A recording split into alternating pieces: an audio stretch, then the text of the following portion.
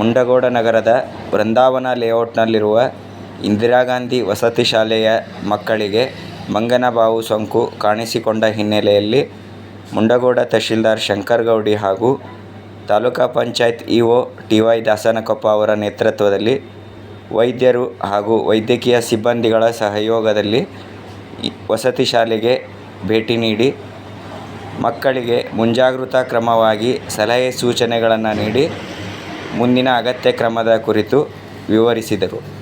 ಈ ವೇಳೆ ತಾಲೂಕಾ ಆಸ್ಪತ್ರೆಯ ವೈದ್ಯರು ಉಪಸ್ಥಿತರಿದ್ದರು.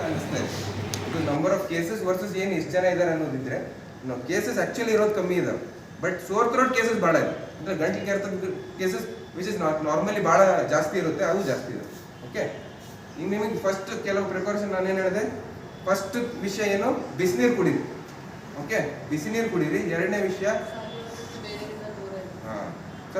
ಸ್ವಲ್ಪ ದಿನ ಯಾರಿಗೆ ಬಾವು ಬಂದಿದೆಯೋ ಅವರಿಂದ ಸ್ವಲ್ಪ ದೂರ ಇದ್ರೆ ನಿಮಗೆ ಹರಡೋದು ತಪ್ಪು. ಅಂಥವ್ರಿಂದ ದೂರ ಇದೆ.